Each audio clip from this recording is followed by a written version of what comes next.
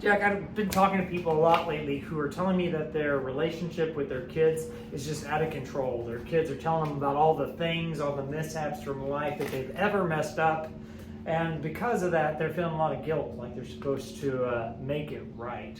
How do you deal with that? How do you make things right with your adult kids who are out of balance? Oh man, well I think the first thing you want to do is allow them to be human and let them know that it's okay that they're human. And sometimes, man, we're really hard on ourselves. We expect sometimes our personal expectations can just be a little too daunting.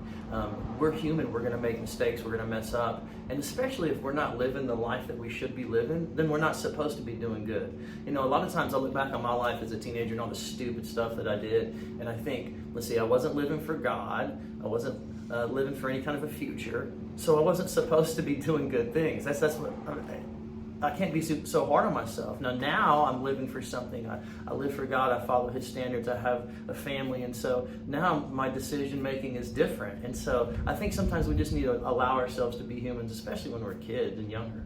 Now, I personally don't own a time machine, although I would sure love to have one. I'd like to go back and do some things different, not say some things to some people, but there isn't one. Sometimes they're hurt and angry and they want to process it, and if that's the case, do that. They're people, you're people.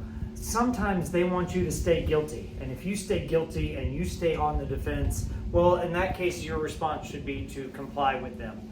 If you are not guilty, or if there's nothing really we can do here, address it and move on.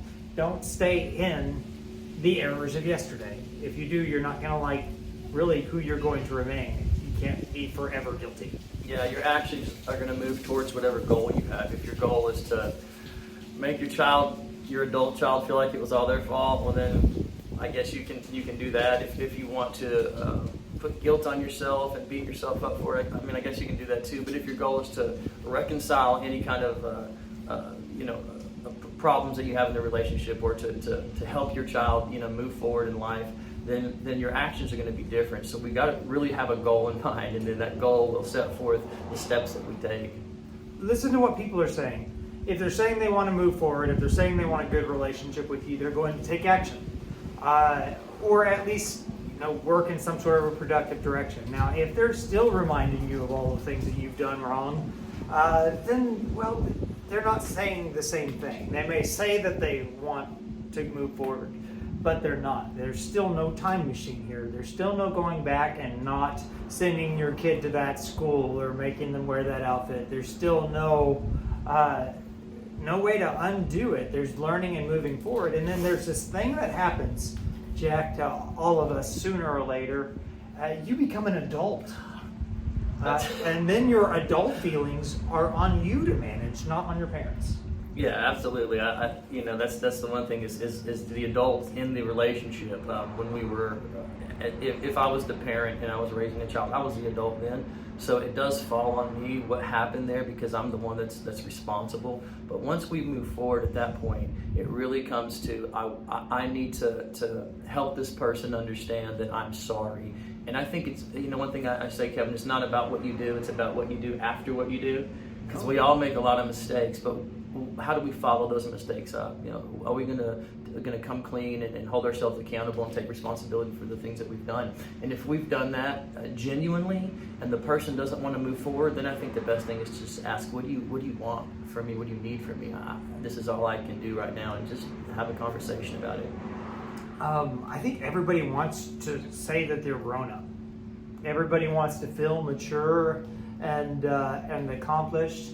But in all reality, if we dig into our tantrums and our wrongings,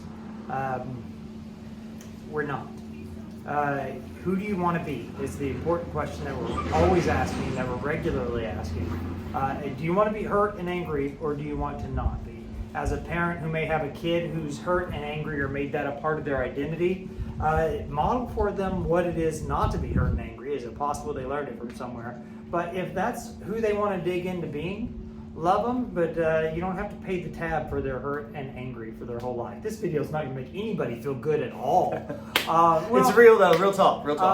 And because these are some hard places. If you set the standard for communication, or if they set the standard for communication and their standard is in a place that's not going to work, dysfunction is real. And sometimes you need a little help breaking out of that. Well, Jack's a therapist.